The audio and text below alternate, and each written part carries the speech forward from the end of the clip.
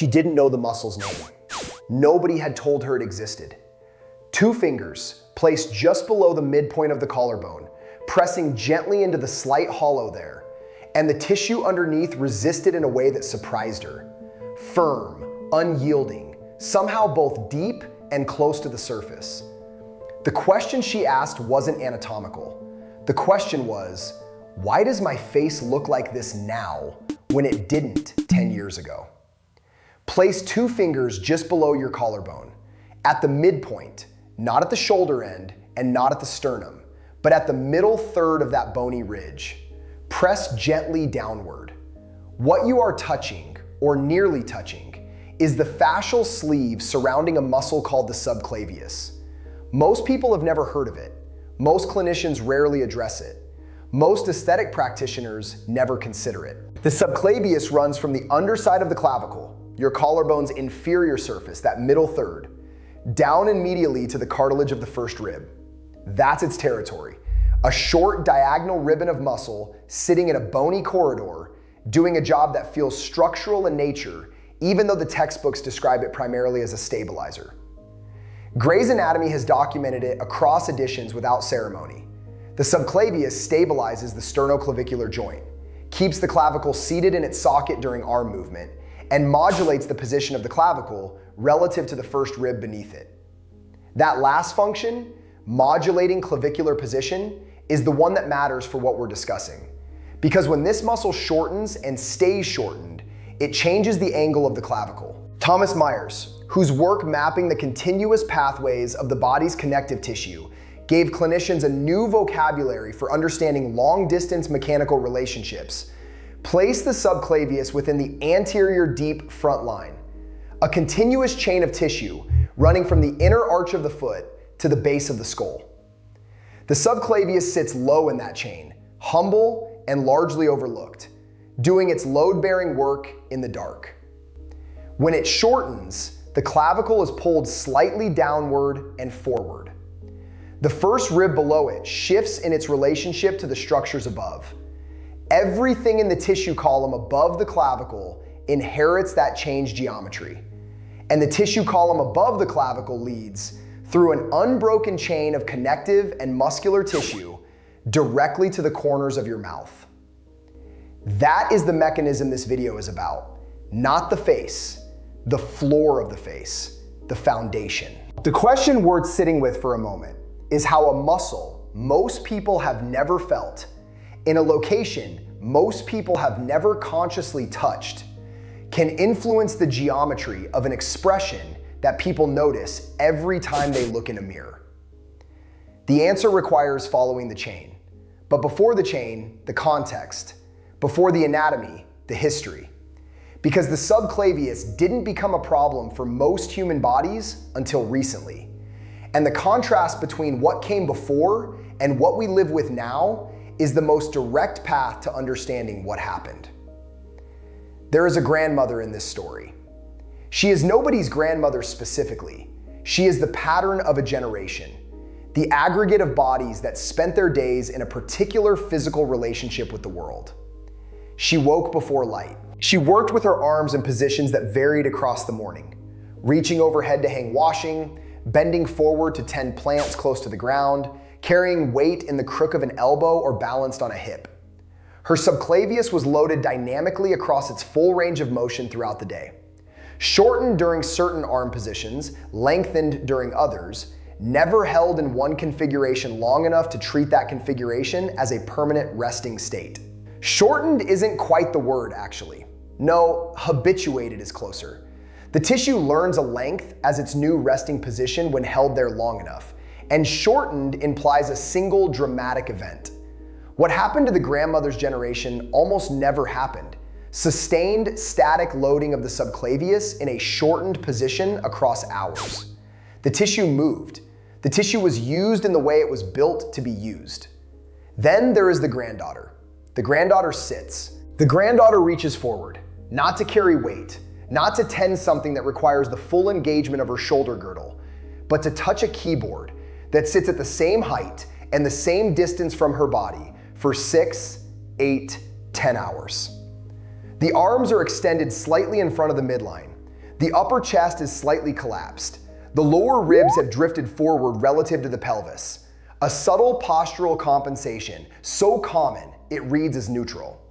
In this position, the subclavius is held in a shortened state, not dramatically shortened, not painfully shortened, habituatedly shortened, throughout the hours that constitute most of her waking life. What happens to a postural muscle held in sustained static loading in a shortened position for years is not a mystery. It adopts that shortened position as its resting length. The tissue surrounding it accommodates. The structures attached to it, above and below, accommodate to the new geometry. This accommodation is not disease. This accommodation is the body doing exactly what bodies do, which is optimized for the conditions they actually encounter rather than the conditions they were built for. The granddaughter is not doing something wrong. The granddaughter is doing exactly what her environment requires. The tissue responding to that requirement has simply arrived at a state that was never part of the original plan. Understanding the first part of the mechanism, the subclavius, the clavicle, the first rib, matters because without it, what follows seems implausible. With it, what follows is inevitable. The clavicle is not fixed. Most people conceptualize it as a rigid strut, unchanged by soft tissue, immovable without trauma. The sternoclavicular joint at its medial end and the acromioclavicular joint at its lateral end both allow movement. Subtle movement, not the dramatic range of a shoulder joint, but movement nonetheless. When the subclavius pulls the inferior surface of the clavicle downward, the clavicle responds by rotating slightly and depressing at the point of attachment. This is measurable, reproducible, and documented. The change is not large in absolute terms. We are describing millimeters, not centimeters. But millimeters sustained across years, transmitted through a continuous tissue chain, become consequential. The tissue envelope that surrounds the subclavius and lines the undersurface of the clavicle is continuous with the deep cervical fascia running up the front of the neck. The deep cervical fascia is not a discrete structure with clean borders. It is a layered, continuous system of connective tissue that envelops the strap muscles of the neck, blends with the anterior cervical structures, and maintains mechanical communication with the tissue above it. Dr. Carla Stecco, whose dissection work published in Clinical Anatomy with colleagues from the University of Padua, has done more than anyone else in the last 2 decades to map the specific architecture of these fascial layers in living and cadaveric specimens, documented the continuity of the deep cervical fascial system with precision that hadn't been available in earlier anatomical literature. What her work and the work of her group clarified is that the layers are not parallel independent sheets. They are mechanically coupled, which means tension applied at one level propagates through adjacent levels in predictable directions. The platysma, before its superior connections are described, the structure of the platysma itself matters, because its structure determines why it transmits rather than absorbs the tension coming from below. The platysma is a broad, thin, sheet-like muscle. It spans approximately 12 to 14 centimeters in the adult neck, running from the fascia overlying the pectoral and deltoid muscles below, up and across the anterior surface of the neck, to insert into the skin and superficial tissue of the lower face, with specific muscular connections at the Modiolus, the convergence point at the corner of the mouth, and through fibers that blend with the depressor anguli oris.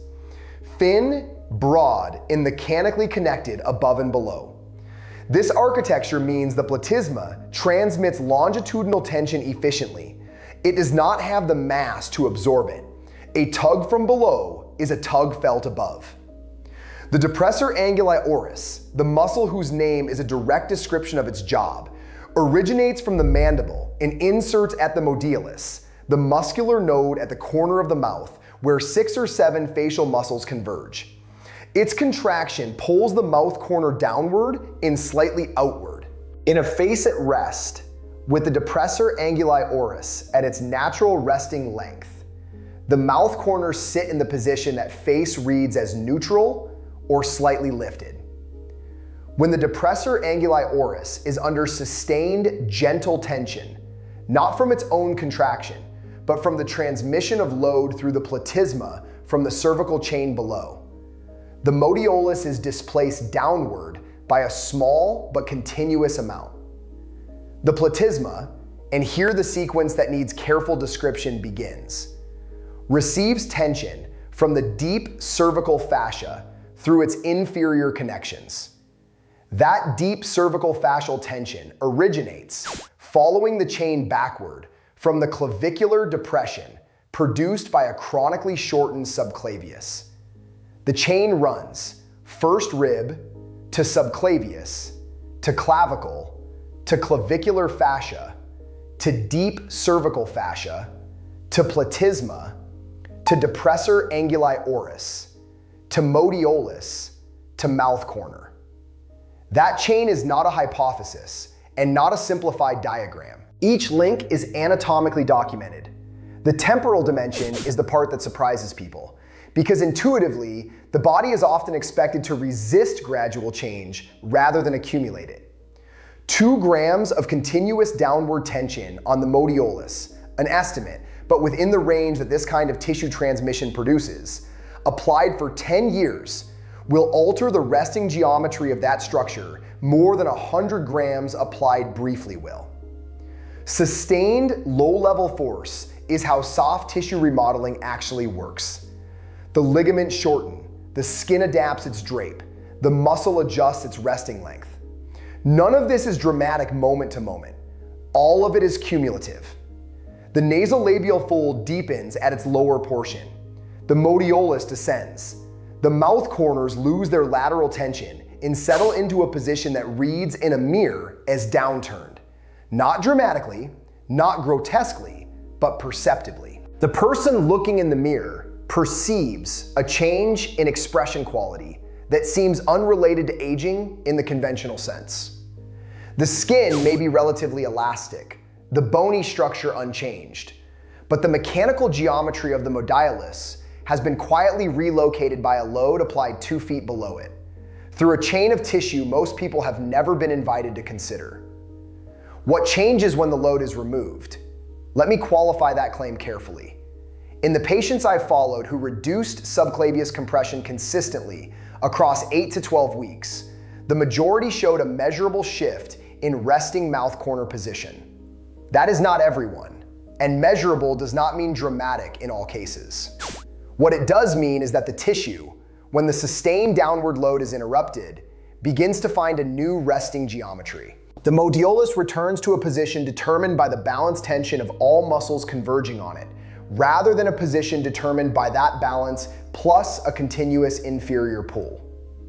Weeks, not days. Consistent practice, not occasional effort. This is the moment the mechanism becomes a direction rather than just an explanation. The protocol for this is not additive. The most direct intervention is subtraction, removing what perpetuates the compression, consistently enough and long enough that the tissue above responds to the changed conditions. There are 3 patterns to stop. The first is the anterior rib default.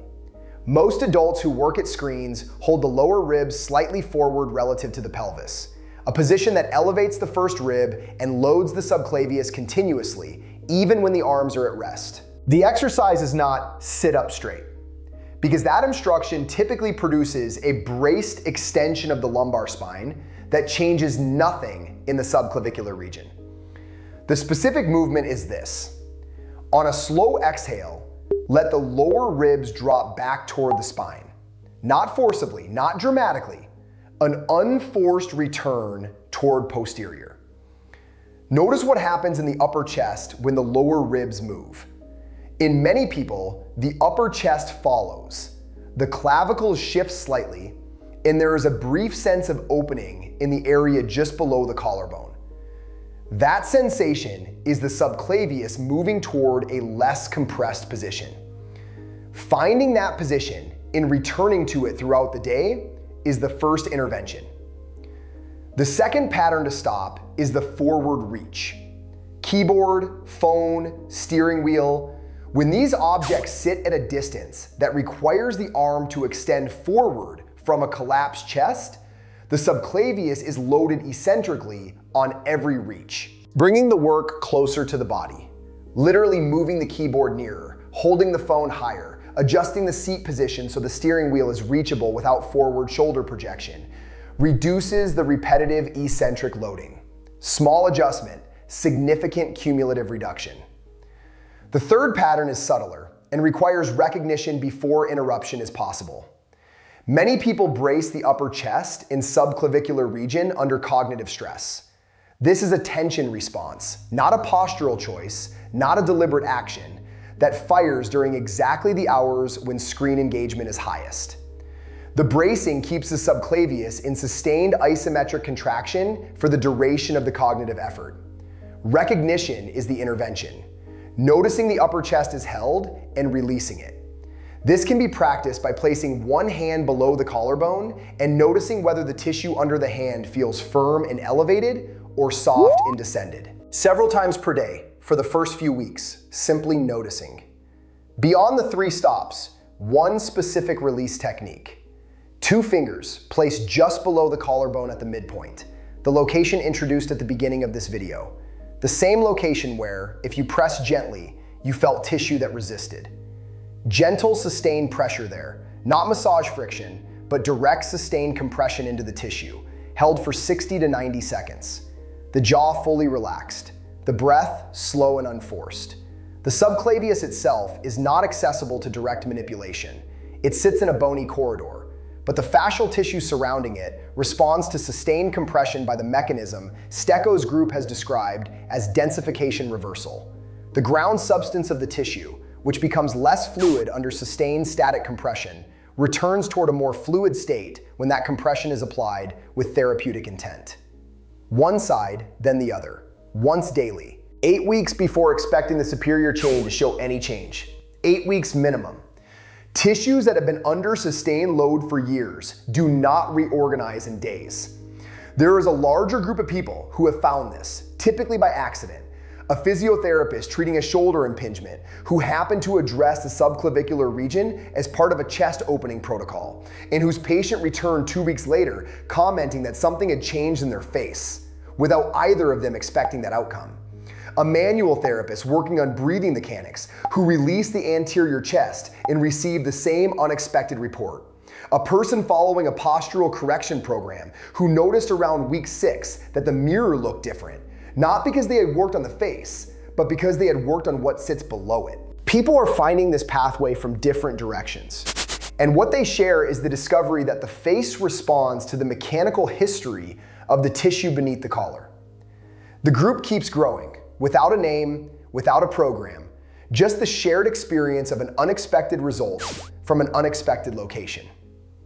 You are, if you have stayed with this explanation, now part of the group that knows where to look. The question this video does not answer, deliberately, is what else changes when the subclavius releases.